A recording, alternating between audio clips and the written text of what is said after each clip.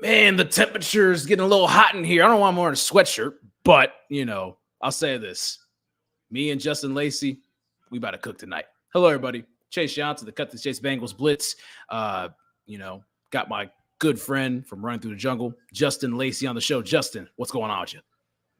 Man, we doing good, man. Yeah, we got our chef's hat going on here. I mean, not literally, but figuratively. But yes, we ready to cook up some stuff tonight. I feel like that we didn't get a chance to do enough of this cooking after last week's win over the 49ers. But we did say if the Bengals beat the Bills on Sunday Night Football, oh, we coming. So we here right now. There you go. If you guys want to watch us cook, then, go on ahead and like this video, subscribe to us on YouTube, share, do all the clicks and everything. If you guys want to hear the sizzling, the cracking, the popping and everything from us cooking, you guys can go on ahead and make this a favorite on Apple, Spotify, Google Podcasts, Stitcher. Again, I say this, there's so many places to get podcasts, and why not favorite this one as one of your favorite Bengals podcasts? We appreciate all the love and support. Go on ahead and, give it to us here at Cut to the Chase. Go on ahead and give it to the Run Through the Jungle, man. We're doing our thing. We're grinding, and we about to get cooking. Now, looking at the Bengals midseason, we're going to do a little midseason review. We've come to that standpoint where, in modern football now, it's an 18-week season, and we're actually dead in the middle because week 9's over. Week 10's about to start on Thursday, and it's Tuesday night, going to be Wednesday morning for audio people. We are literally in the halfway point of the regular season, cutting a cake right down the middle. 5-3 to start. Good way for Cincinnati Bengals. Going forward, we'd like less than 3 losses in that point, which means we'll make the playoffs, maybe win the division. Now, Justin, what's been the synopsis for you over the first 8 games of the season, first 9 weeks of the season? Because we've seen a tale of two cities, or a tale of two teams when it comes to Cincinnati Bengals compared to the first quarter and second quarter of the season. You had us in the first half, not gonna lie, but what is your synopsis going forward? And what was your synopsis of the first half of the season is what I gotta say. Yeah, no, it definitely has been a tale of two teams to start this first half of the season. Obviously, the Joe Burrow calf injury was the main storyline that really surfaced itself since early August in training camp up until basically week 4. And we had a dead in the water period where we were just not high on this team. They weren't playing good football offensively. Defensively, they were trying to keep themselves in the game, but they ran out of gas very early on. The rookie struggles and stuff like that. I won't say rookie struggles, the young defensive struggles when it came to this team trying to keep this porous offense afloat. But then you saw them literally turn a corner against the Arizona Cardinals, and that's really what changed it. Burrow started playing like himself. So basically, Burrow's health was the overall main synopsis of this season. That when Burrow was not 100%, we play like garbage. When Burrow is feeling 100% or even close to it, we play excellent football. And that literally just showed itself on film. And that's why he is literally the valuable person on this team, the most valuable person on this team. So, yeah, that's basically the rundown and the summary of how you would define the 2023 Cincinnati Bengals so far. 5-3 record doesn't scream dominant at all. But because if you really were to tell Bengals fans, hey, you're going to start off the first 8 game 5-3, we'll probably be like, okay, I'll take it. But the expectations coming into this season was we're going to go to the Super Bowl. It's time to make our Super Bowl run to go and win the damn thing. So we were thinking 6-2, 7-1, but best 8-0. But it didn't happen that way. And quite frankly, it's an any given Sunday kind of league, and you still pulled out 5 wins with the adversity that you face. I'm okay with it, especially where this team is headed. So that's the summary of what I see the first half of the season for.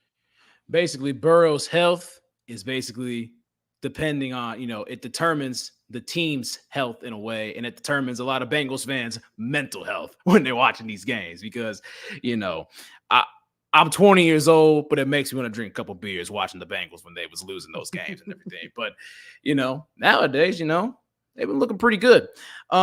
what I've kind of taken it, a little bit of not a different direction, but Justin pretty much summarized it really, really well when it comes to it's Burrow. It's the heartbeat of the team is Joe Burrow. I took a little bit of a different approach and to back those numbers up for Joe Burrow since I believe since the since this bye week. We'll talk about something else later. Since this bye week, Joe Burrow's completed 77% of his passes in the last 2 games, 316 yards passing in the last 2 games on average, averaging nearly 3 touchdowns a game, and then has had no picks. Knock on wood for that, but he's done a very good job. Crazy. The other couple things that I've wanted to point out, this is just specifically stuff after the bye week, because this feels like a new season right now. It really does. I know it's only been 2 games since the bye week's over, but it's felt like a new season. Now, offensive movements. I think the scheme, the offenses, they were talking about we're going to do some different things with a healthy Joe Burrow. They were talking about that in the offseason. They're like, this offense is going to look a little bit different in a way. I think a lot of pre-snap stuff. They've done a lot of pre-snap motion. They've, some of the scheme when it comes to just when it comes to pre-snap motion, there's been a lot of motions, not across the formation, but a lot of motions to the boundary. And it really opens up a defense. And when you use pre-snap motion, it's to see if a team's in man or zone. It's to get guys moving and it's to get, put some fear in them, especially when Jamar Chase is in motion. But it's to get guys in motion to see if the defense is going to be a man or if it's going to be in zone. If a guy follows, it's probably going to be a man. If a guy stays, it's probably going to end up being zone. So that's a big thing about pre-snap motion. But they've been doing that with a lot of their guys. It's not just one guy that's sent in motion. They've sent a plethora of guys in motion. They've sent Chase. They've sent T. Higgins, Tyler Boyd, Tanner Hudson, Irv Smith, Trenton Irwin. They've sent a ton of guys in motion. They just keep the defense on their toes, and it's worked out really well the last couple of games. And the Bengals have made big time plays in the spots where you need them to make big time plays. We were looking for the knockout punch on Sunday night against Buffalo. They didn't get that. We got 3 off that drive. I understand that.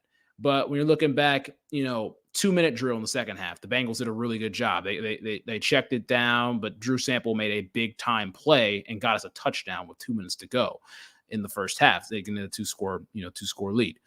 Now, speaking of tight ends, this might be recency bias, but involvement. The tight ends got involved this past game. They got involved even in the game against the Niners. Yoshi has like 4 catches this year, but Yoshi has 2 touchdowns. Those 2 touchdowns have been huge. They've been awesome. It's been lot of it's been a lot of comebacks. It's been a lot of stuff to the sideline, stuff like that. But those 2 touchdowns, 23 yards, but he has 2 touchdowns. They've paid dividends. It's just distribution. The distribution has been insane. And then since the bye week, T. Higgins, a reemergence because T. Higgins is averaging around 90 yards a game in the last 2 games, 5 for 69 against the 49ers. He had a really quiet one because Jamar Chase had 10 for 100 and Tyler Boyd scored a touchdown. And then 8 for 110 on Sunday night. And he very well could have scored 2 touchdowns. So he's had a reemergence. And then a big thing about this, the Bengals run defense in the first 6 games of the season, really the first 5 games of the season was not good. The Seahawks, really good run offense. They held the Seahawks to under 85 yards rushing. The last 2 games against a Bills team that's ran the ball for 115 yards a game and a Niners team that prides himself off Christian McCaffrey and their offensive line, especially in run blocking, that team averages around 140 yards rushing a game. The last 2 games against 2 of those very good rush offenses, the Bengals have given up only 90.5 rushing yards a game. That's a big stat. Teams have ran the ball, the Bills and Niners, who have been proclaimed to be 2 of the best teams in football. I don't know why they still keep riding the Bills in that regard. It's ridiculous now. Justin hinted that on the show last week, and he's been right to this point. But the thing is, 20 attempts, 90 yards, a lot of that's come off of quarterback runs. The Bengals have shut down running backs. Brock Purdy ran for 60-something yards on us. Josh Allen ran for 40. If you're going to make your quarterback be the one that has to make the plays and you're going to literally make him win the game with his legs and his arm, it's overwhelming.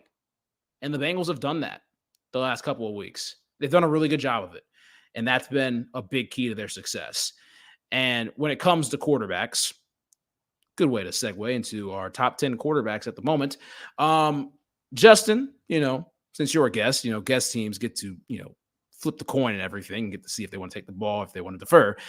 I'm going to give you the coin. You're going to flip it. You're going to go on ahead and just get the ball to begin with. So I want to hear your top 10 quarterbacks list, actually. You section it off however way you want it to, whichever way you want. The floor is yours. No, thank you. Thank you. So when it comes to the top 10 quarterback list, I kind of have a section off between your top five, the unquestioned top five that everybody loves making. And then you have your bottom five of this top 10 list, your 6 through 10. This list kind of becomes a little bit more fluid and more of a longer and deeper conversations why you might be fighting for this guy or why this guy's ranked so low, why this guy's ranked too high. So I'll start off with my top five for now. Yeah. I don't think we're going to get a lot of argument here for most people, and it is in a very specific order. Is Mahomes, Burrow, Lamar Jackson, Jalen Hurts, and Josh Allen now rounds out my top five. Now, for those that actually listened to the Cut to the Chase podcast last week, I did have Josh Allen originally at number 3. He was the third best quarterback, unquestioned top 3 after Burrow and Mahomes at 2 and 1. And I've kind of had to recalibrate. What I'm seeing from this Bills team and what I'm seeing from Josh Allen is not Super Bowl caliber moving forward. I do respect his resume. Now, my top five and my whole top 10 list as a whole, 50% of it is your overall body of work, but the other 50% of it is what you are currently doing now this season. And what I'm seeing from Josh Allen, even though the stats may look the same like in recent years, the film does not show that it's the same like in recent years. Last year, I thought about this too, about Josh Allen, even though his numbers were great. And he did beat teams like the Kansas City Chiefs. And, they had that hot running start to start the season off last year. But this year is they've lost games against teams that they should have demolished. And they've let games against the Giants and the Buccaneers. I still can't get that out of my head. That they just let those teams hung around, and both of those teams could have beaten them too. And it really just starts because Josh Allen is a turnover machine most of the time. Now, he hasn't been as bad as he was last year, but it's still not very good. I said this last week, and I'm saying it now. He still comes off with this very kamikaze-like approach to his game, whereas he don't know if he wants to play hero ball or stay within the structure of the offense. That's what I mean. And when you play him long enough and you see his tendency start to develop, then that's when you can go attack him. And Lou Anarumo did that this past Sunday night. And the other argument we're going to probably get is, why is Lamar Jackson ranked so high at number 3? Listen, man, I gotta stop paying attention to Lamar haters. I get it, man. Lamar Jackson is not your traditional quarterback, that just a pure drop back passer. Actually, he can win games when he's just drop back passing. So let's kind of debunk that He narrative right has. now. He Like has. Yeah. he has done it. He's not Recent. like how he was in his first year in the league, or even if his MVP season when all he was doing was running. This dude has naturally matured into a quarterback that can kill you with his arm. As a Bengals fan, we know this. We just saw it in week 2 not that long ago, and we're going to see it on next Thursday night. So, and I like Lamar's resume that he's put together in this short window of time too. And he's playing great football. He is one of those guys that you have to insert in those MVP conversations right now based off of how the Ravens are playing. And I give all credit to Lamar in that. And if he continues to play like the way he's been playing, does happen to win MVP, and let's say he does win the Super Bowl, which could happen with this Ravens team and how they're currently playing and constructed, Lamar Jackson will probably leapfrog Burrow. And I know that's not a popular thing that most Bengals fans, including myself, want to hear, but it's given Lamar Jackson his just due. He's already won a unanimous MVP in 2019. Then you follow that up with he finally wins a playoff game in 2020, obviously. And then he just had some injury riddles last couple of seasons. You can probably throw that up to contract talks and whatnot. But nonetheless, I'm not disrespecting Lamar, and I'm really tired of people moving the goalpost on him too. So, he sits at number 3 for me. because Burrow and Mahomes are the unquestioned top two quarterbacks in this game. What they've put out, what they've showed up and done. Jackson, I have to see him do it at the highest level before he can enter that conversation. I get it. You got your MVP, but it's not right there for me. So that's my top five. Jalen Hurts is at number 4, but I had to see it first. Can they repeat their success? And look, Eagles are the best record in the whole entire NFL, and Yeah. I like the way how he's playing. He's the leader of the team. Now it might not look as dominant as it did last year, but I believe that the Eagles will be fine. They'll round out to form. They keep finding ways to win, and Jalen Hurts is a part of that. Yeah. Now Let for me my let me 6 through just 10. let me Go say ahead. this Go real ahead. quick. All right. Ladies and gentlemen, Justin Lace just cooked dinner right there. All right.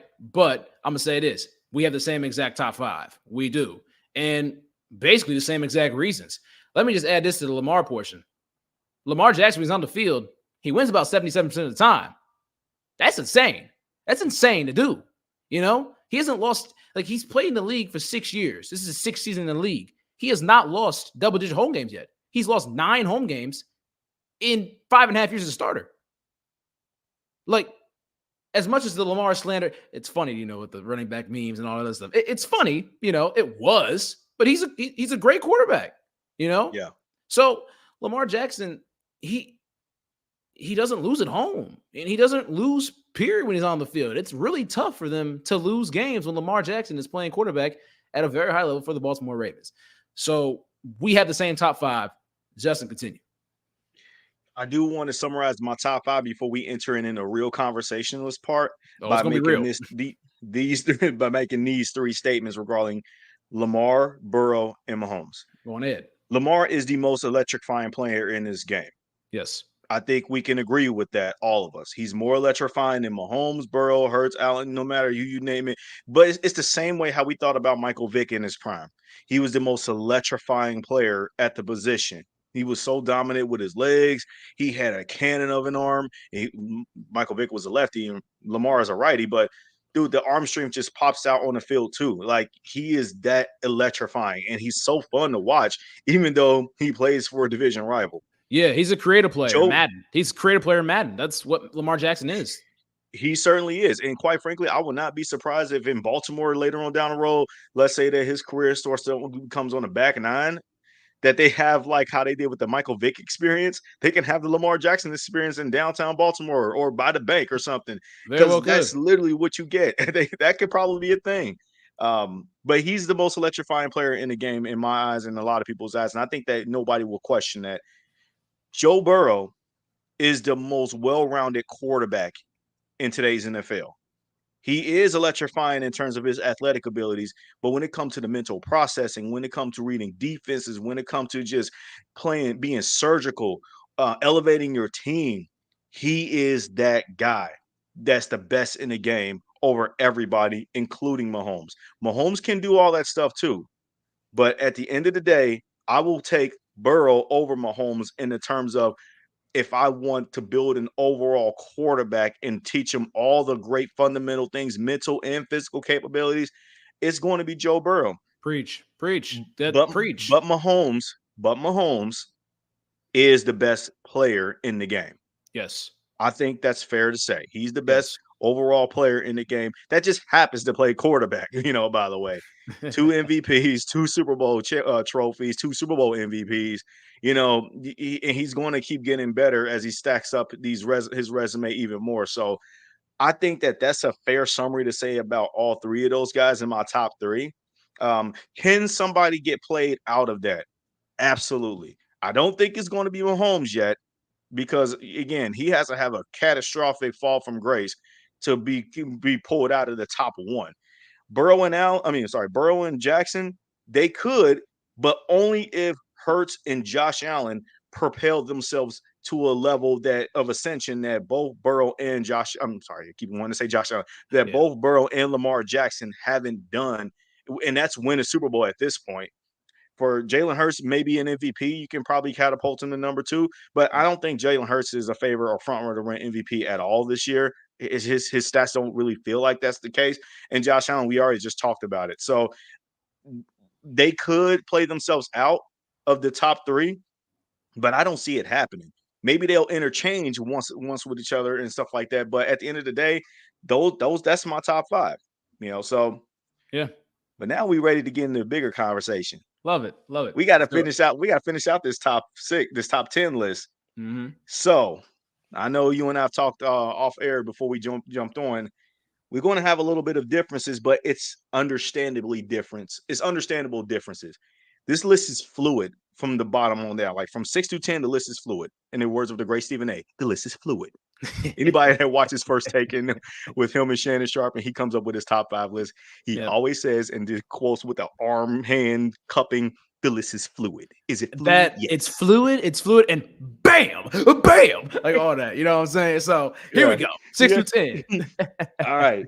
I'm gonna just start from number 6 and work my way down from 10. But number 6, I have Trevor Lawrence. I think T-Law is well on his way up to the upper echelon of quarterbacks into the elite status.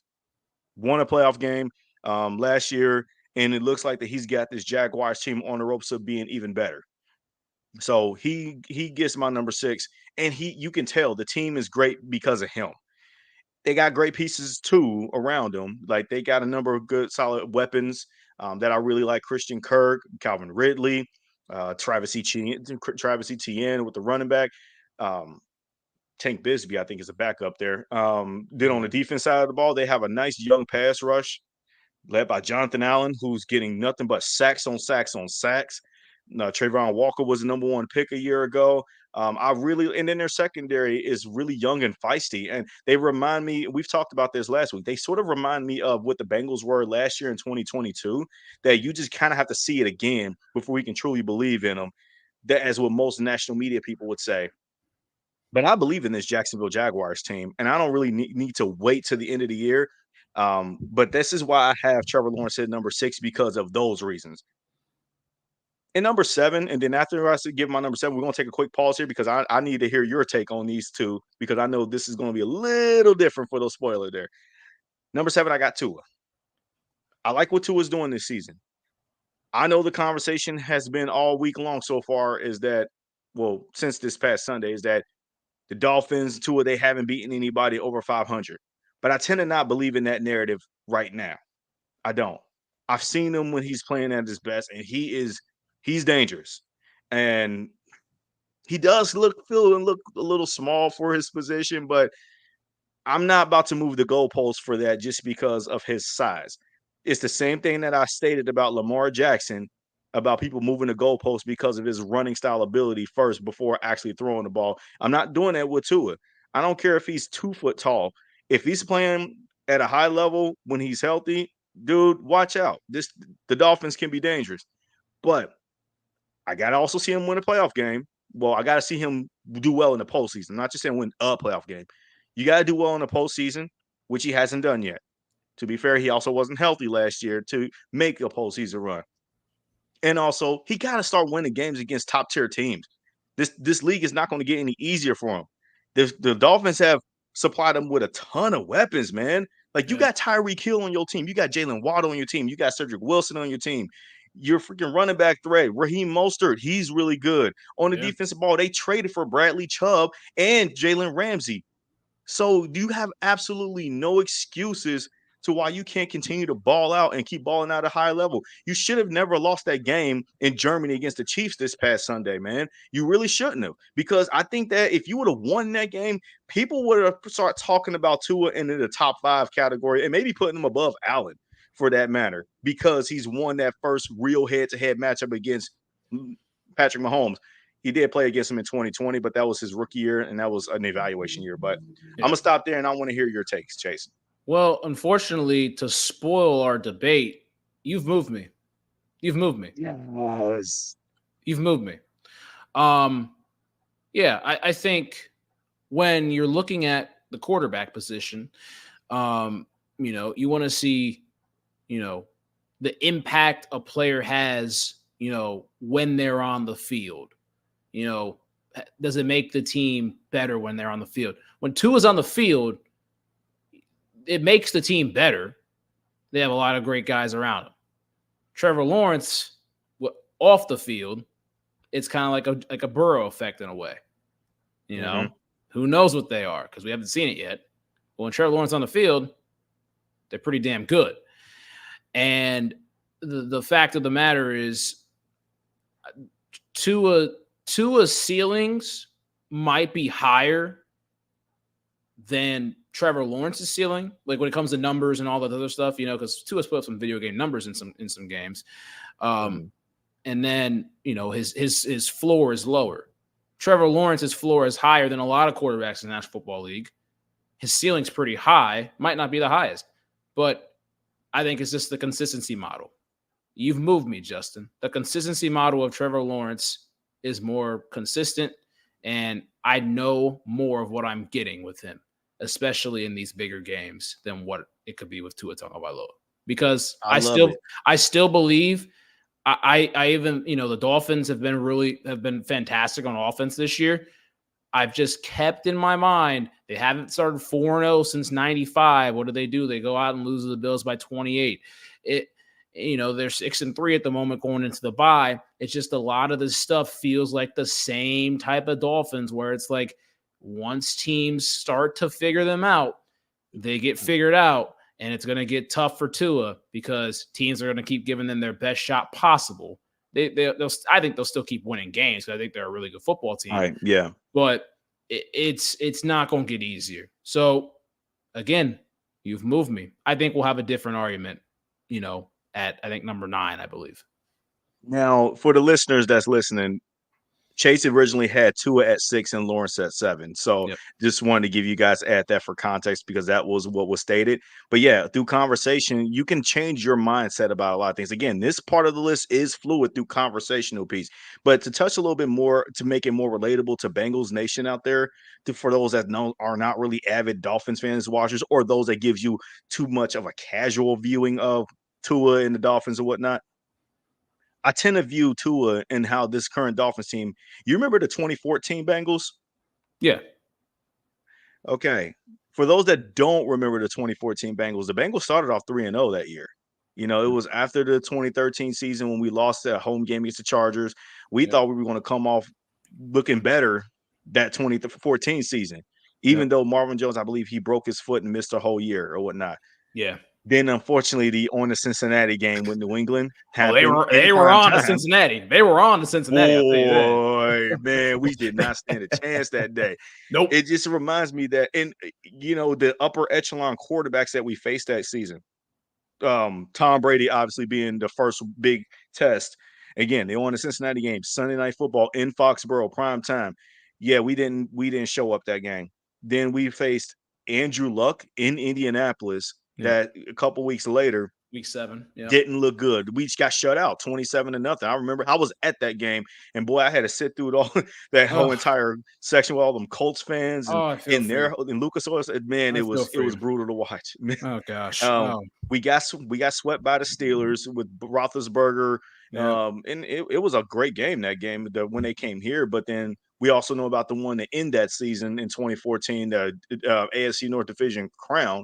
Yep. We did beat Peyton Manning, that Monday Night Classic where Peyton threw 4 interceptions, and that was such a fun game. That was more or less the Jeremy Hill game and the rest of the team just rising and winning the game for Andy Dalton. But that was a fun game.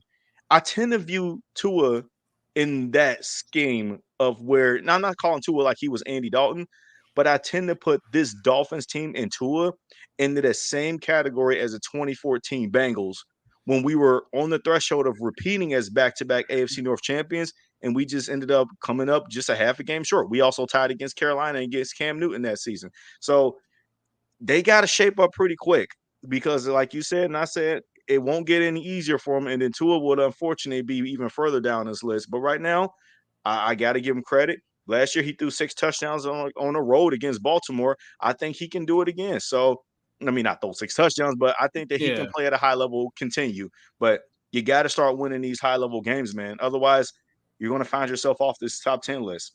Indeed. Just for time constraints, I believe our 8 and 10 are the same. I believe we both have Justin Herbert at 8, correct? Or you kind of I had Justin. I thought about it, bro. I had Justin Herbert at 8, but I put him down to 9, and I put Dak Prescott, for all the controversy that he receives as being a Dallas Cowboy quarterback, at 8. and Yep. then we have Jared Goff at number 10. Okay. But Okay. See, I wanted you. I was in my mind. I was like, I don't know if he's gonna keep Dak at 9 because I low key wanted to do this little. We got a little Texas size problem because Justin Herbert at 8. I think Jared Goff is 10 because I have. We'll talk about him in a minute. CJ Stroud at 9. It's crazy enough, but I've never seen a quarterback walk in the league like this. I've never seen a quarterback walk in the league with a roster like this and ball out the way he's been balling out. We'll talk about CJ Stroud in a little bit, after this break. But give me your thoughts on Herbert real quick, because there's been a lot of talk around him. Give me your thoughts on Justin Herbert real quick. Guy that was crowned too soon, and he hasn't really put up enough numbers. I mean, numbers, yeah, but he hasn't put up enough accolades for me to even consider him a top 5 quarterback. He's a very talented guy, very physically built, and like he's built in a lab. But we need to start having that conversation if he really does belong into the elite category of the upper echelon of quarterbacks in that top 5 pantheon. I'm tired of seeing him on other people's top 5 lists, and he's not on mine. I like him. I like his talent. But I also watched that Monday night game against the Jets, and it just clearly showed, man, if Aaron Rodgers was playing that day and not Zach Wilson, the Chargers don't even make that game even close against that Jets defense too. No. Now we got to start having this conversation and stop letting Herbert get off the hook and blaming it on guys like his head coach Brandon Staley. It was his offensive coordinator. Oh well, dude, you got hella talent around you too. All right, let's stop it, okay? Yeah. So that's why he's down further on my list. And here's a moral of this before we go to break. If we have to start blaming other people, and this is, I'm talking outside of the elite quarterbacks, I'd say. If we have to start blaming other people for the issues that are going on, maybe look at yourself and maybe you're the issue. Just saying. Outside of the top 5 or 6, I would say. We're going to go to break. Justin does have a golden ticket like he Willy Wonka in that chocolate factory. We'll get to it in just a second.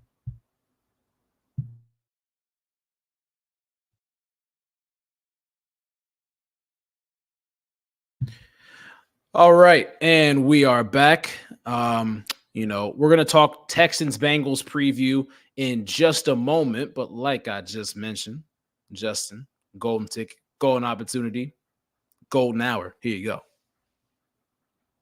So we already know it's no secret that the Bengals are on a 4-game winning streak. Okay. We got these next 2 games coming up, and it is very critical for the element and standpoint of where the Bengals are going to be when it comes to the playoff positioning in the AFC. But I got to make this statement, man, because I'm hearing a lot of talk about MVPs and all this stuff when it comes to other guys. But if the Bengals handle business like they should, and this is not to overlook Houston, but if they handle business against Houston is one thing, but they go on a road and beat Baltimore too, the Cincinnati Bengals not only should be the Super Bowl favorites in the AFC, but Joe Burrow should be the main front runner and the guy that wins the NFL MVP award. I'm just going to go ahead and make that statement. I understand that we still have the rest of the games to play. That we still got a game against the Chiefs. We still got back-to-back games against the Steelers and another closer against the Browns. But the game that I already know that showed me what this team was capable of was when they played the 49ers on the road in their house. And I don't care about their losing streak that they had, a couple games losing streak before they saw us. When they saw us, it got worse. And that told me that the Bengals can be can go through any gauntlet. They can play up to the level of any opponent and dominate any opponent. Right now, Baltimore is getting all kinds of credit from a lot of people, myself included, for how they've been playing. But they got to see Baltimore too. I'm sorry, not Baltimore. They got to see San Francisco too later on down the road. And they're going to have a fully constructed defensive team. They just traded for Chase Young. Christmas And we'll night. see it. And they got and that was a nice trade for them, even though I thought it was a little desperate that they made him. Yeah. But put him on the other side of Nick Bosa, bro. And you're not beating this team pretty easily. In fact, you got to go out there to Santa Clara to play them. If you ask me personally, I don't like the Ravens' chances in that game, even though they've been playing very great football and they got the number 1 rated defense as it stands right now. But yeah, if the Bengals handle business in these next 2 games, They can't afford to lose any of these games. No. Joe Burrow should be and will be the front runner in the MVP conversation, and I believe he will win the NFL MVP. It's this NFL the MVP award is just so wide open. No one has really got a stranglehold on it. You got Lamar Jackson as giving some votes right now. Yeah, Patrick Mahomes is getting some votes because of it's Patrick Mahomes. But who else? Tyreek Hill might get Offensive Player of the Year, maybe some MVP votes. I'll give him some. But I'm watching this Dolphins team, and if they fold right before our very own eyes, Tyreek Hill ain't getting an MVP award, man. So Joe Burrow is kind of wide open. This is the golden opportunity for the Bengals to make it happen, and I think they do.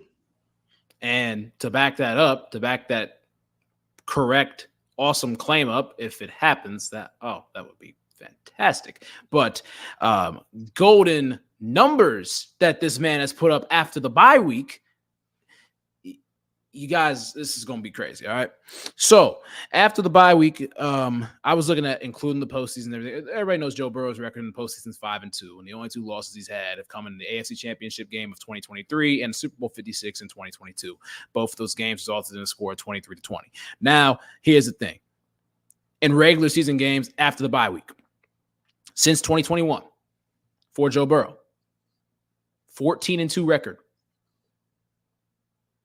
He does not lose after the bye, is what it's shown so far. If I had to think of wood, I'd knock on it. But 4,684 yards in those 16 games after the bye week. That's 293 yards per game. That is nearly 300 a game, 300 a night. Talk to him. And then to just cap this whole thing off, because they got to play us. It's why not us? They got to play us. It is us. Like this whole thing. Joe Burrow, his touchdown and interception ratio after the bye week in the regular season since 2021, 36 touchdowns to 9 interceptions. Fantastic numbers, man. And do that not sound like an MVP candidate right there? With those numbers that you highlight in a 16-game season. We in 17 games now, but in the 16-game season, that's an MVP caliber person right there. It's like, I mean, insane, man. I mean, I don't know what more needs to be put out there. I don't. There's been a guy that's really been playing really good football as of now. We're not done talking about the Bengals yet. Don't think about that yet. All right. We're not done talking about our team yet, but we're going to talk about another team real quick. All right. A guy that's been playing really good football down there in Houston, a former Ohio State Buckeye. He did not transfer to LSU in 2019 and win a national championship. CJ Stroud. And I'm going to say this before we get into it. I have a lot of Ohio State Buckeye friends. I'm an Ohio State fan myself. All right. The fans took CJ Stroud for granted. They took him for granted. They really did. Talking about the running ability and everything, he didn't pick that up until later on in the season, especially against Georgia in the national championship. But I'm going to tell you this. People took him for granted. And it sickens me. It's like, CJ won't run. CJ won't do this. Blah, blah, blah. Like, one of the most accurate, one of the most prettiest balls you're going to see floated through the air out of the pigskin. It's Joe Burrow and CJ Stroud, though 2 of the prettiest footballs that we've seen in the modern game right now. Yeah, and I gotta comment on that too, because I'm gonna be honest with you, bro. I didn't know CJ Stroud was gonna be like that. I didn't. And I didn't expect him to be like this, like that right now. You know what I'm saying? I watched him at Ohio State, and I saw his talent, but I also saw Justin Fields' talent, who I thought was better than what CJ Stroud's talent was at Ohio State. And I thought they were both immaculate players playing with that college football program. But damn, man, I just look at CJ Stroud and what he's doing with this Texans team. And this is not a Texans team that is fully loaded with talent all over the place, bro. Yeah. It does remind me of rookie Joe Burrow. Not as much adversity as Burrow went through in 2020, but this Texans roster is a bunch of guys that I don't really know of. There's some familiar names that I've seen here. Like, for example, I'm looking at their offensive depth chart right now. You got Robert Woods that they have, Nico Collins, John Mechie III from Alabama, who had that, I think, the leukemia thing, but he came Yeah, back and played. He's that's playing awesome. now. Awesome to see. It's an incredible story of his. Yep. I like they're not really getting so much push on the ground. We obviously know about Laramie Tunsil, the stellar left tackle, and Yeah. they did bring George. They brought in George Fant, and Shaq Mason is now there. Yeah. So they got it. It's not a lot of names that you're super familiar with. Then on the other side of the ball, Will Anderson is the big hot name that they ended up getting at the top 5 pick in this Yeah. past draft, and that was a crazy draft pick for them too. Yeah. But Derek Stingley Jr. was the other draft pick that they had. I think he was the first corner taken a year ago. Yeah. When Sauce Gardner was taken, it Yep. was him too. Pick They were before. supposed to be the two. They were supposed to be the big 2 corners that were taken in the top of the draft, and he's out for the year, I believe, if I'm not mistaken, He's or on. he's on Yeah. IR. He's on IR right now. So Yeah. so just think about the growth that those 2 young players make on the defense side of the ball. They're going to be the core to what makes that defense grow when they eventually started rounding into form. There's not a ton of talent that I see on this Houston team, but man, when I saw CJ Stroud, because he put the whole NFL on notice. Oh yeah. Because that Bucks and Texans game, let's be honest here, nobody watched that game because it wasn't on everybody's local network, but Yep. it got cut on because the Ravens and Seahawks game, if that's the game that was in our network. Love that bonus coverage, man. Love that bonus coverage. That bonus coverage, that was all we needed to see. Oh And yeah. that's when we saw, not only we saw CJ stat line, but then we saw him actually perform. And we were like, wow, this some of his throws just looks dead on to Joe Burrow, like this shoulder Yeah. pump fake and then throwing it down the sideline for a touchdown. That reminds me very similar to the 49ers game in 2021 when he Oh threw yeah. I that know what you're second talking about. touchdown to Jamar. Yep. Yep. That Yep. was Tie that insane, man. game. Tie that game. Yeah. Those Oh, two. man. Those two was at the white party actually. The Michael Rubin's white party, I believe, in the summer. I do remember and that. I remember that. I believe CJ Stroud was talking about how Joe Burrow has given him some advice and everything. This is what gunslingers look like in the National Football League, and this is what polished gunslingers look like. They're young guys. He's only in his 4th year. CJ's a rookie. These are polished gunslingers you got to see on Sunday. And I'm gonna say this real quick. I'm excited that Kevin Harlan's calling the game this Sunday, man. Yes. I'm excited for that, man. I mean, a lot of Bengals fans are, and they said it in the NBA, he's talking about flamethrower and stuff. These 2 quarterbacks have flamethrowers of arms, and I'm excited to see what's going on. But let's look at the numbers real quick. CJ Stroud coming off a 470-yard performance and 5 touchdowns, game-winning touchdown to Tank Dell, the rookie receiver from actually the University of Houston. Stays home. CJ Stroud, 284 passing yards a game, 14 touchdowns to 1 interception. That's actually the highest touchdown interception ratio in the National Football League at this point since a guy named Tom Brady. So that's pretty good company right there. 102.9 passer rating. Looking at the other guys, Nico Collins had a really good season. 36 receptions for 651 yards and 4 touchdowns. He's averaging around 17, 18 yards a catch. They have a lot of guys that are averaging up in the 16-plus yards per catch, which is very, very good.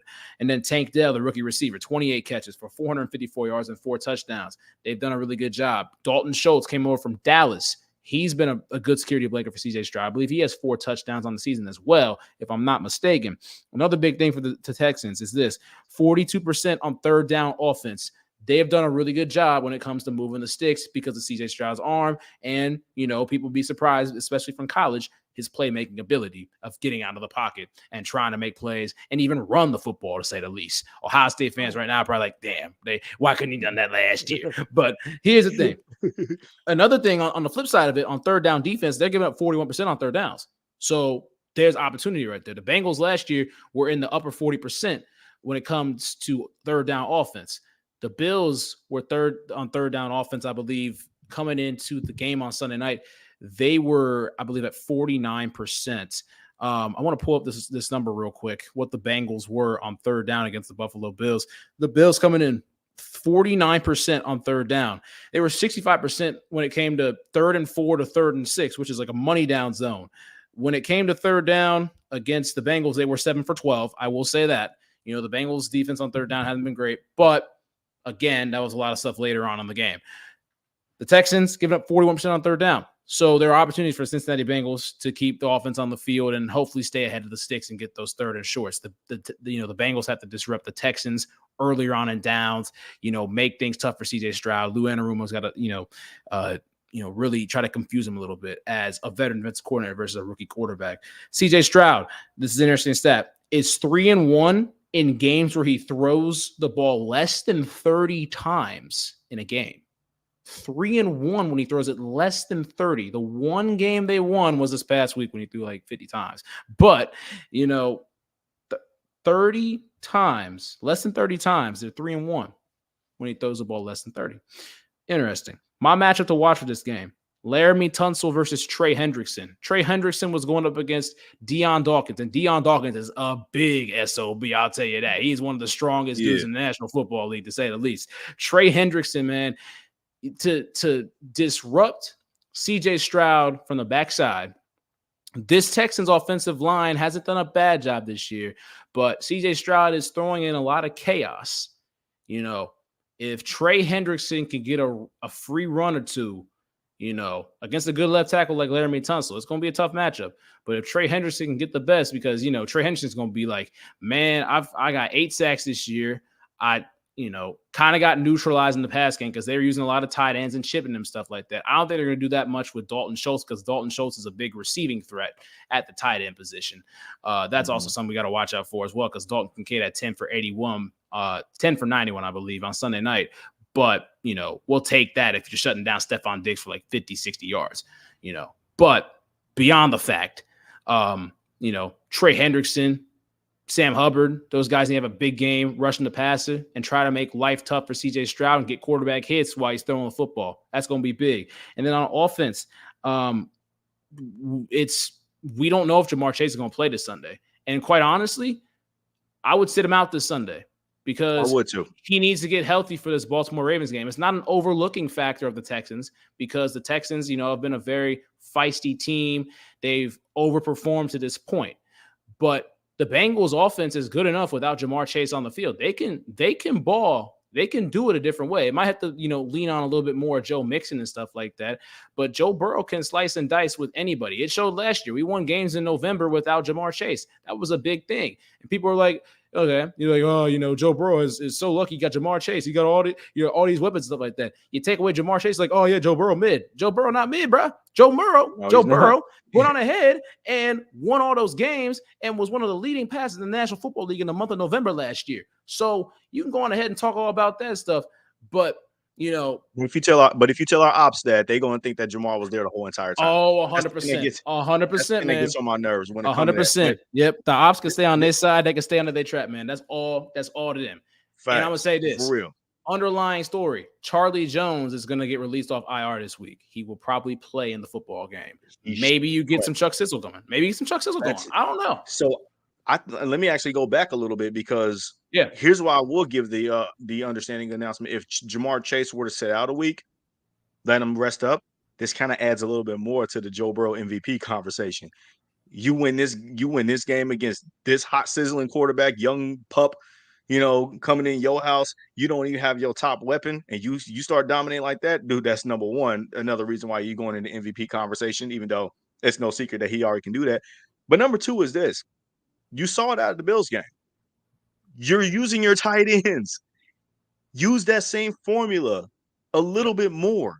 I'm not saying you got to use the exact same play designs and all that stuff, but you can use that formula of just throwing all your tight ends out there, because at the end of the day, you got to see which one is going to rise to the top. And I'm glad you mentioned Dalton Schultz for CJ Stroud with the Texans, because that's exactly what I think Tanner Hudson could be for this Bengals team. Yeah. I'm sick and tired of comparing every single tight end potential to Travis Kelce and Rob Gronkowski. Bro, the league has spoiled they have spoiled the league so much that they feel like that you can find those guys anywhere and you can't. Nope. Okay. But you can't find a Dalton Schultz somewhere, and we might have that guy, like a have Hayden Hurst, have Dalton Schultz, because Tanner Hudson, bro, I know you watched that game Sunday night, and what it tells me is that if Tanner and T. Huddy, he plays like that, bro, he's going to start wheeling in some big time catches down the stretch, and it's going to be important for us. I think you lean into that more instead of forcing Jamar Chase to play just because the Sunday night game, I think he was more of a decoy than anything when he got hurt. He got doubled and You everything, and he's on the field. Yeah, 100%. he still stayed on the field and allowed T. Higgins to play one-on-one matchups like he did, and also Tyler Boyd too. And Jamar had a 32-yard catch while he was hurt as well. Bro, that was sick. Jamar playing injured is better than 85% of the league. It's crazy, but continue. It's so amazing. It's so remarkable, man, to see Jamar Chase play. But I am okay if he needs to set out this game just to rest up and heal up his back. For starters, I got to put that injury on Joe Burrow because he did underthrow him. That should have been like a throw in stride, or at least overthrow him instead of underthrowing it. Because it would have broke the game right there. It certainly would have. It would have destroyed the game. That was a missed opportunity there. But we know Joe Burrow is fine. He's great at what he does. But but I think that you lean more into rounding your passing game with using your tight ends more, and to let your receivers be the over complementary pieces above it. So that way you're not leaning always too heavy on your receiving trio. And then even though you got a dope couple of guys in the chamber, like Charlie Jones, who should be coming back, and Andre Yoshivas, who should start seeing more snaps now because he's proven it, especially when he's caught 2 touchdowns against the 49ers and the Seahawks. He should start seeing more snaps. And I think we've understandably known that already now. But I also think that they found something. I think they found an issue with this tight end room. And I think that's probably why I'll be personally okay if Jamar is not able to go this week because he needs to rest up. Again, like you said, it's not overlooking Houston at all. We do not need to put ourselves in the position of overlooking teams, because if you are going to lose this game against the Texans, best believe we're probably going to lose on Thursday night. And that's just now 2 straight losses after talking so glowingly about this team that's starting going into 5-3. Now you're 5-5 and you got Pittsburgh coming into town. But let's wash all of that out and then win on Sunday, even if it's not with your best receiving player in the game. That's okay. We've won games without a lot of our pieces before. Joe Burrow has won big time games without most of his weapons before.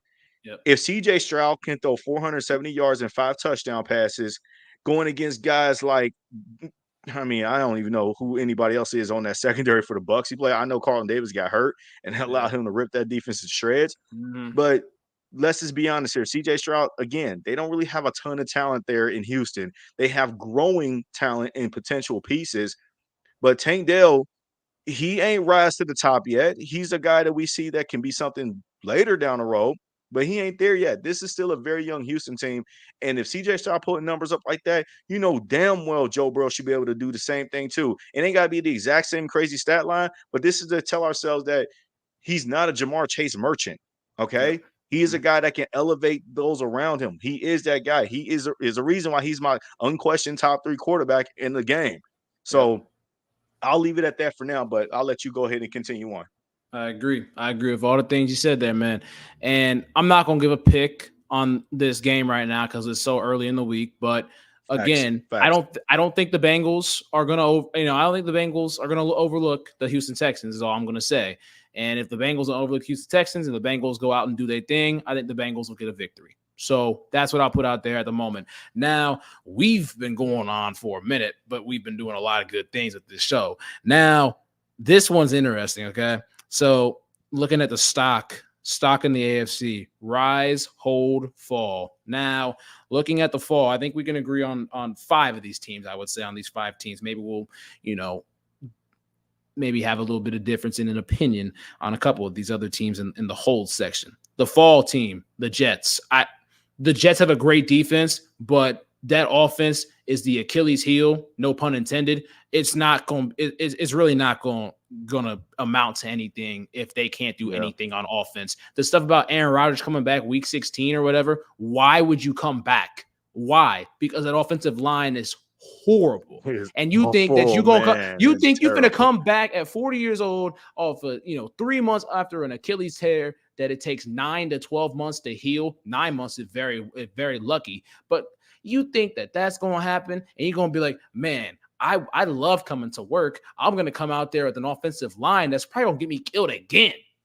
You know what I'm saying? So the Jets defense is really good, but defense can only play well for so long. You feel me? Yeah, I agree with that 100%. Yeah. And I ain't gonna lie, if the Jets would have pulled off that victory on Monday night against the Chargers, you might convince me that Rodgers could come back before the season's Yeah, over. yeah, But yeah, after watching the O-line just fall flat apart, and look, I know Zach Wilson's not good. He's awful, really, as a starting quarterback. But yeah, I wouldn't. I wouldn't yeah. bet against him. I doubt. And Yeah. and I'll bundle these next couple of teams with each other. The Colts, I think the Colts are 4-5. Don't get me wrong, but the Colts are just too inconsistent. They're Mhm. too inconsistent of a I team. agree. You can see a good Gardner Minshew, but you can see a terrible Gardner Minshew the next week. And I just think a good Gardner Minshew might not even win you games. A terrible Gardner Minshew is definitely going to lose you games. So that's why I got them in there. The Titans, they got Will Levis. Will Levis hasn't really played that bad. I didn't think he played bad against the Pittsburgh Steelers. It's just there's going to be some rookie growing pains. They're going to try to throw the football a little bit more with Will Levis. I just think the rookie growing pains are going to be coming later on in the season, while teams that they're going to be playing are going to be trying to get hotter and get in full swing. So it's going to be difficult for them. I don't think I think they play the Jags twice down the stretch. Like there's a lot of tough games that the Titans play, going forward the rest of the season. So I'm not gonna lie to you, bro. I kind of like them at least one of those times against Jacksonville, depending on yeah, how Will Levis comes out.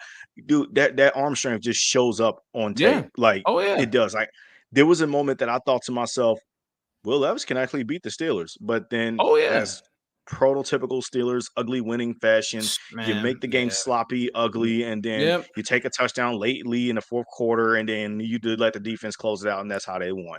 So yeah, that they just got caught in that web of trap that everybody else that played the Steelers and lost got caught in.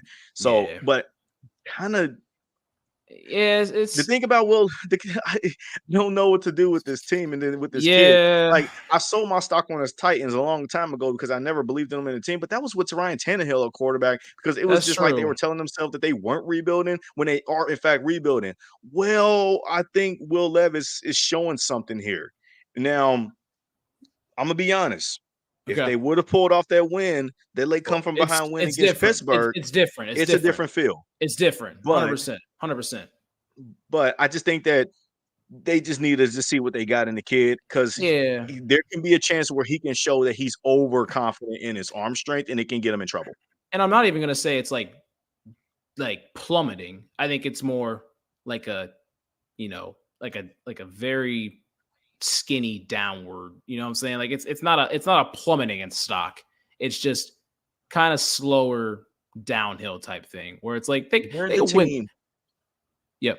How about say, let me say that they're the team that if it goes right for them down the stretch, they won't make the playoffs, but they'll be spoilers for the other teams in the AFC that's trying to get to the playoffs Yes. down the stretch too. Perfect. Do you like that? Perfect. Do you like that Perfect. better? I Perfect. like that for Perfect. them. Yes, I agree with that. And then the other two teams, the Broncos have played better. Don't get me wrong; they have. They won 2 games in a row, beat the Chiefs and everything. But again, like they have some games they could win down the stretch. But I, I still don't. I think they'll be No, I'm better, not buying but it. I'm not buying them. And then the Patriots. Yeah, Oh, yeah, yes. I Okay. can't. Yeah. Then I'm looking at the hold market. Sounds kind of silly. Miami hold because they do this every year. That they're doing it differently on offense, but they obviously have Xavier Howard and Jalen Ramsey on defense and Bradley Chubb rushing the passer. I'm holding on them because I haven't seen anything different. They've started Yeah. off good before. I'm just gonna hold. I'm gonna hold it real quick. That's all. That's Like, that's a perfect spot for them too. Because yeah. I also mentioned they haven't beaten a team with above 500 record yet.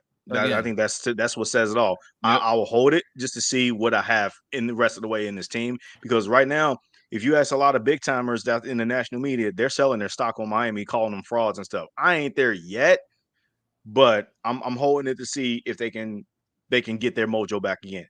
Something Yeah. tells me that they could, but I don't know. I'm not willing to buy that stock yet. And a lot of other people would say that they might be down on the Bills. I don't know how you feel about them. I'm holding it still because they have some games they can win. Don't get me wrong. They got the Yeah. Broncos and Jets coming up. They have games they can win. They get the 7-4 before the Eagles game, but Yeah. which is actually kind of crazy thing. But I'm still holding it. I'm still holding on the Bills like these next couple of weeks. Me too. Maybe it's a different story. Start of December, who knows? But I'm gonna hold Buffalo real quick. So I do. I got you. And I think the two pivotal games for them now is at Philly, and then they're going to their bye, and then at Kansas City coming out of their bye. oh my gosh, They yeah. got I to mean, win one of those games. They have have to to. win one of those games if they want to get back in the swing of things. And the Yep. game that they should ideally look for to win is probably the Chiefs game because they're coming out of their bye. They might get a guy or two back from injury. Who knows how that's going to go? But you kind of think that Patrick Mahomes and the Chiefs offense may figure it out by then too. So That's normally when it again, comes. it's the perfect time to hold the Bills for now, just to see what do you Yep. have the rest of the way up until that point. Hold them for now. I'm actually going to say hold the Vegas Raiders, actually, because, again, they're buying under the looks of Antonio Pierce. You know, either they played the Giants. Don't get me wrong. It's you know, it's the New York Giants. They're a mess. They play the other New York team this week. They beat them. They're 5-5. I mean, the wild card race is open. I mean, they're 5-5, man. There's a chance. There really is a chance. Aiden O'Connell. I mean, people have different opinions about Aiden O'Connell. I really don't think Aiden O'Connell is that bad. I thought he was fine in college, but you know, I thought we should have drafted him as our backup quarterback. Exactly. Honestly. Yeah, that's what I thought. That's what I was thinking too. So I'm just gonna hold the Raiders, and I'm also holding the Chargers because the Chargers are 4-4 at the moment. A lot of stuff going on with them because the Chargers they're honestly now the epitome of 9-8. So, you know. 9-8, 8-9. That's what it feels like for me too. I didn't put the Raiders on the hold list personally. I know this is your thing. Personally, for me with the Chargers, I think the hold does feel right for them. How you got them, I think it's a great landing zone for them. But it just feels like at some point you're ready to sell, and it's just like at some point, dude, you're just not. You guys just don't have it. And I don't care how high you think of Justin Herbert, all the excuses you keep laying out for him. We mentioned that earlier in our top 10 list. Yep. At some point, man, you're just not going to figure it out at this point. And I think that it's a hole for now with the thought process that maybe we're just going to sell it because I don't see it changing anytime soon. But what could be the turning point is if they can pull off a game against another top flight opponent like Baltimore. You got Kansas City to end your season. I'm not worried about this week. Detroit. Detroit this week at home. Yeah, but if they lose against Detroit, it's all but done for them. For me at this point, stick a fork in you. You got to try again next year. There's no way in hell you're catching Kansas City or even let alone a playoff wild card spot at this point because you're just too behind the 8 ball. The downfall that people are thinking that they was going to have with the Bengals to start the season is literally happening to the Chargers right now. So that's another thing that I'm basing it off of. But again, they can rewrite the ship. But you got to win this week against the Lions. You got to win a couple of games between your other big time foes that you got to go against at some point in the playoffs, potentially if you even get there. And that's the Ravens, and that's also the Chiefs. Yeah, I don't really care about the Broncos or the Raiders. That doesn't do nothing for me, even though they got to prove they can beat those teams too. But that doesn't move the needle for me at all. It's those 3 games for me personally with the Chargers. Yep. And I'll say this, the 4 Rise teams, we agree, I believe. Chiefs, Ravens, Jags, Bengals. I think those are the top 4 teams that we're like confident in. You feel me? Like the Chiefs, done it before. Been there, done that multiple times. The Ravens look really, really good at the moment. Lamar Jackson on the field, they can win football games. Trevor Lawrence has won big games before, not as many as the other quarterback, Joe Burrow. He's won big games, a lot of big games. So that's for the 4. You might be thinking of who we're missing. The 2 teams we're missing at this moment right now are some of our ops. The Pittsburgh Steelers and the Cleveland Browns. The Pittsburgh Steelers and Cleveland Browns are carbon copies of each other. They are the same team. They are the same team. And here's what I have to say about this. The Cleveland Browns are a better team than the Pittsburgh Steelers, in my opinion. They have a better roster than them. But the Cleveland Browns shoot themselves in the foot too many times. We've seen the Cleveland Browns play some great defense. They play a 4th place schedule. I'm not going to punish them for playing a 4th place schedule, but you play a 4th place schedule because you finished 4th place. Now, here's the thing. They gave up 38 points to Gardner Minshew in the Colts.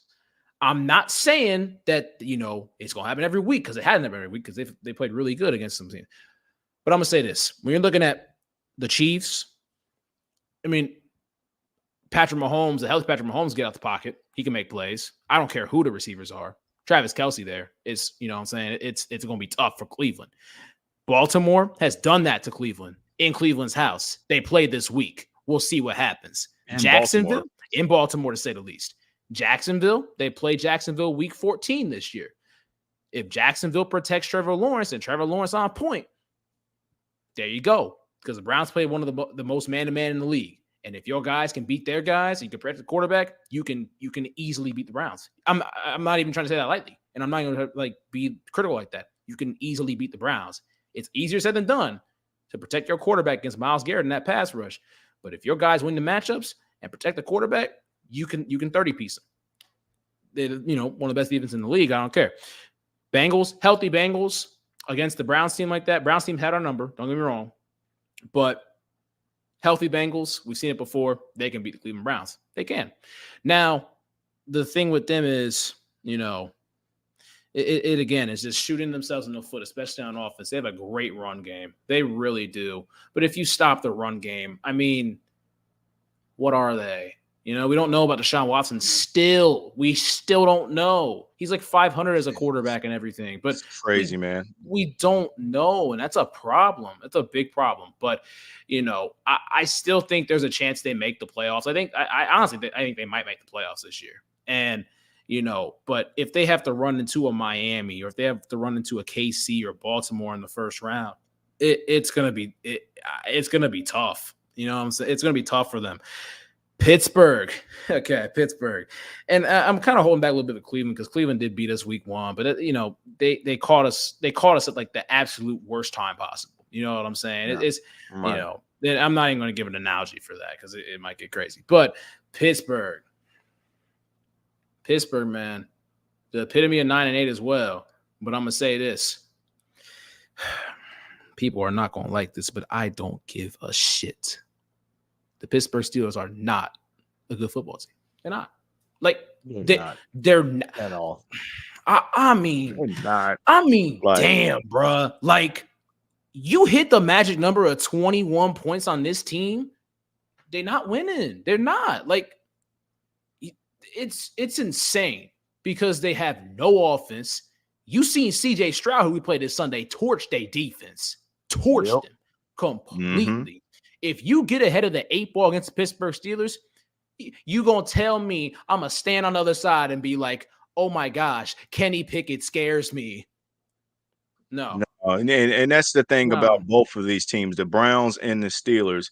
And I've already mentioned it earlier in the show before regarding Pittsburgh is that they get away with winning games by keeping it close and making it like AFC North style football. And then next thing you know, late in the fourth quarter, they take a last few minute lead. And then the defense just closes it out. And against these other teams who are playing below average football, you might see them do that again and win again against the Green Bay Packers. They're at home, and they might do that against a Jordan Love who really doesn't have much juice like that to his game, to be honest. So it may just happen again, and this is going to be another storyline of, Mike Tomlin finds a way to win again. Or really is it that the teams that they're playing just are worse than them, and they just happen to get away with it at the right times? Mm-hmm. Both the Browns and the Steelers, I kind of do agree with your premise regarding Cleveland that they could be a playoff team this year. They might get a 7 seed. But I tend to think to myself that, yes, I respect your defenses, both teams. You got 2 of the best defenders in the game, front runners for Defensive Player of the Year, and both Myles Garrett and TJ Watt. But, man, that is not sustainable when you're going against greater football teams. You're going to run into those trap doors. Again, for Pittsburgh, they still got to see dates. They got dates against us too, twice. They got a date with the Baltimore Ravens to end the season. That's not good. They got to see the Cleveland Browns again. That's not good. So they still got their whole entire landscape of the AFC North. They did manage to squeak by the NFC West with a win here and a win there. But they got Seattle week 17. They got Seattle week 17. They do got Seattle week 17. And they got to pick it up, though. Seattle may have to – they might be playing for something. Whoever knows, playoff spot or whatever. But I tend to believe Seattle that week. Now, I don't think they played the Cardinals yet, but I tend to believe they'll just wipe the floor with the Cardinals. Wait a minute. I don't know. Kyler Murray is coming back now this week. So who knows what's going to happen with them. And they already lost to, other teams like the Jaguars and stuff like that. I just think that at some point, they have 9-8, 8-9 written all over them, but I just don't buy into them. And the same with the Cleveland Browns. Again, they're taking time bomb away from beating themselves. It is the perfect hold the stock, but be ready to sell when they start to lose again. And I think that's really coming. For Cleveland, it may just be this week. I won't be surprised if they do beat the Ravens, but I'm not about to bet against that. No. So not with the way the Ravens playing. Like it may literally be this week. And next thing you know, here comes the rumblings of, okay, now they losing this game. Now I see at least 3 more losses for both of those teams. At least 3 more L's for both of those teams, which will still land them at 6 losses in total to the current record now. But again, it's like pulling teeth to try to convince me that they're a serious contender at this point. Yeah. And to wrap this up for Bengals fans, because we have been going on for a minute, but we have been making like a 5-course meal. The thing about this is, if the Bengals take care of business, we don't give a damn what the rest of these teams do, because they got to play us. That's all I got to say. Justin, anything before we get on out of here? No, man, other than, big time game coming up. Yep. I'm looking forward to seeing CJ Stroud in the jungle, man. I'm looking forward to it. So Stroud, Burrow, it's like the young pup versus the Burrow. It's almost like he just got old quick in this game, didn't he? He did. It feels like it. It definitely Yeah, feels like it, man. Wise yeah, beyond his yeah. years is what they say. He really is. And this should be the makings of a fun shootout kind of like atmosphere game. But I do believe in the Cincinnati Bengals. They haven't shown you that you need to just start selling your stock into them while their stock is high right now. If anything, you need to buy more stock for real. But that's my personal parting shots that I have for the audience here. And it was just another great show of us just frying up the space. Got that right. And, obviously you can catch Justin over there on the Running Through the Jungle podcast. They're doing some great things over there. Go over there, show them some love on all the platforms possible. But for that being said, we'll see you guys next week, hopefully after a Bengals victory. Hoo-day.